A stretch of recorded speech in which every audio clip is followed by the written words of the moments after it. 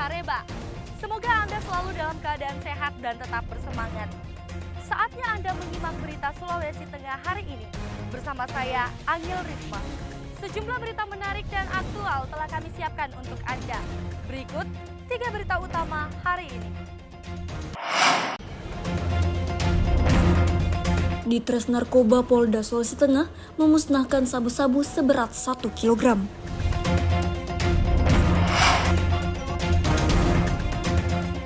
Belasan aktivis berunjuk rasa mendesak pengesahan RUU Perlindungan Pekerja Rumah Tangga. Harga ikan di pasar tradisional Kota Palu mengalami kenaikan selama sebulan terakhir.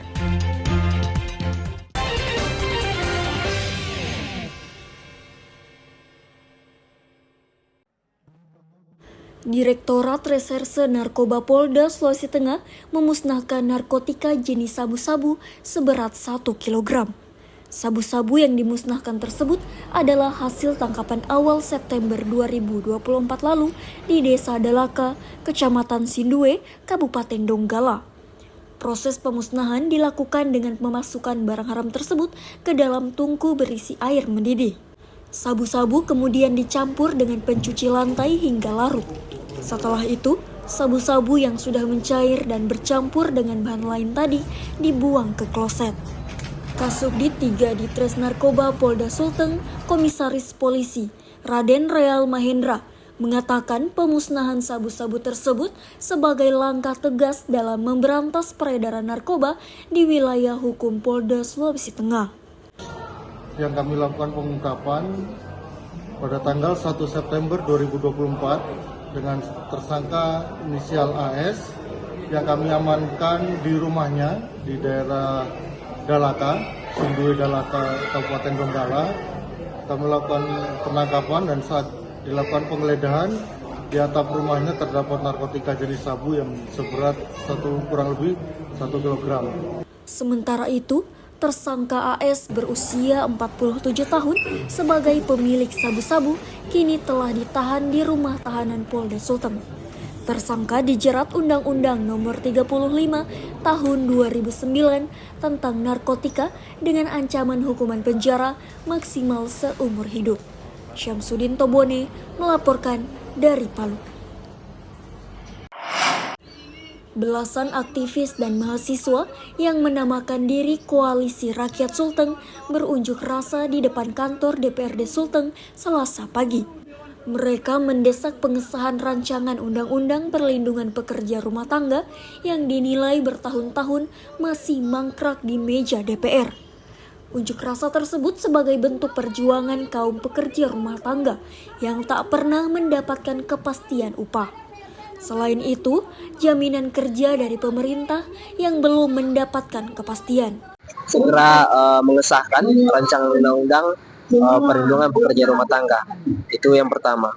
Kenapa? Karena yang pertama rancangan undang-undang ini sudah lebih 19 tahun. Itu mangkrak di meja DPR RI. Nah, kemudian pada periode sekarang itu periode terakhir DPR RI. Kemudian konsekuensi jika pergantian periode, maka rancangan undang-undang ini tidak akan jadi rancangan undang-undang operan. Nah, konsekuensinya tentu periode ke depan akan mengulang lagi rancangan undang-undang perlindungan pekerja rumah tangga ini. Berdasarkan data Jaringan Nasional Advokasi Pekerja Rumah Tangga pada 2022, tercatat jumlah PRT di Indonesia sebanyak 5 juta orang. 92% didominasi perempuan dan kurang lebih 20% diantaranya adalah pekerja rumah tangga anak. PRT dinilai sangat berperan penting dalam menopang ketahanan keluarga dan kerja-kerja publik melalui institusi domestik. Hingga saat ini, pekerja rumah tangga belum diakui dan dilindungi secara hukum yang komprehensif. Aturan yang ada belum mengakomodir pekerja di sektor domestik seperti PRT. Koalisi Rakyat Sulawesi Tengah bersama Koalisi Sipil mendorong pengesahan RUU PPRT sebagai aturan yang komprehensif melindungi PRT. Syahrul Syahya melaporkan dari Palu. Hampir seluruh Dewan Perwakilan lihat ini. Kalau kita tidak makan, bagaimana itu debunya? Coba itu pohon apa itu? Iya. Pepaya, kayak boda dingin kembali. Coba ya pohon mangga itu, tinggal kering sudah itu ada, sudah kering. Dulu kami masih Aktivitas tambang galian C di Kelurahan Buluri dan Watu Sampu, Kecamatan Ulujadi, Kota Palu, kini tidak hanya mengakibatkan kerusakan lingkungan dan mengancam permukiman warga. Selain itu, debu yang dihasilkan oleh aktivitas perusahaan tambang tersebut menimbulkan debu yang cukup tebal hingga menyelimuti rumah-rumah warga. Paparan debu menjadi pemandangan setiap hari warga, termasuk pengendara yang melintasi jalan poros Palu Donggala. Debu tidak hanya berasal dari lokasi tambang, tapi juga kendaraan truk yang keluar masuk mengangkut material tambang menuju dermaga pelabuhan. Warga yang bermukim di dekat areal tambang pun paling banyak menerima dampaknya. Debu-debu masuk ke pekarangan hingga ke dalam rumah. Mereka pun disibukkan membersihkan rumah dari debu setiap hari. biar bagaimana Basapu ini, aduh sama dengan bohong. Jadi mau bilang ditutup ini PT tidak akan mungkin.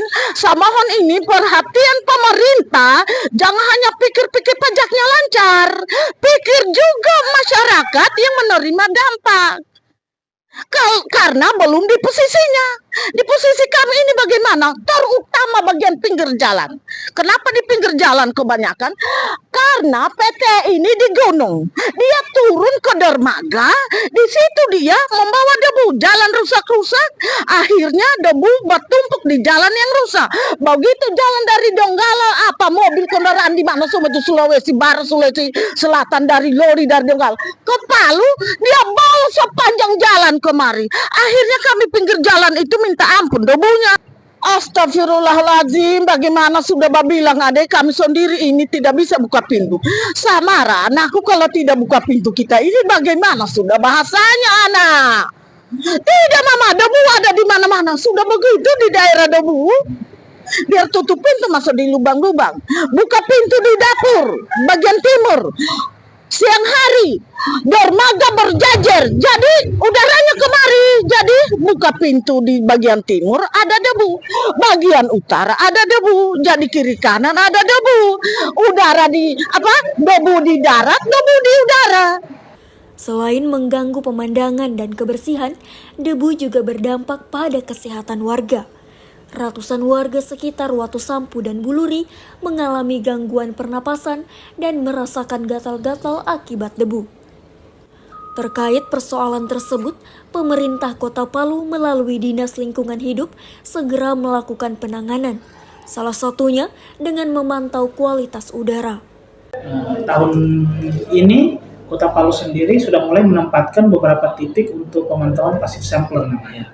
Pasif sampler itu ada yang di daerah perumahan, daerah pertokoan, lalu lintas, industri. Bahkan tahun ini kami tambah satu di daerah pertambangan, supaya itu bisa menjadi alat ukur tentang berapa sih sebenarnya kualitas udara yang benar-benar tercemar ya.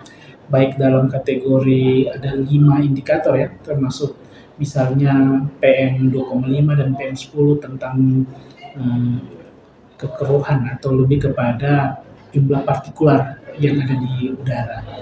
Mulai tahun ini sesuai dengan arahan Bapak Wali Kota Palu, maka Dinas Lingkungan Hidup diminta untuk memantau tentang kualitas udara maupun kualitas debu yang ada di daerah pertambangan tersebut. Kebetulan kita masih ingat Pak Wali Kota bulan lalu sudah mengumpulkan semua para pelaku pertambangan dan membuat komitmen untuk itu. Bapak Wali Kota perintahkan untuk DLH untuk memastikan bahwa semua komitmen yang sudah mereka tandatangani untuk berjalan. Koalisi Petisi Palu Donggala mengungkap sedikitnya 33 izin usaha pertambangan galian C. Dengan luas konsesi 542 hektar ada di Palu dan Donggala. Sebagian besar batuan yang diproduksi perusahaan tambang galian C di area pegunungan dipasok untuk kebutuhan material pembangunan ibu kota negara Nusantara di Kalimantan Timur. Syahrul Cahya melaporkan dari Palu.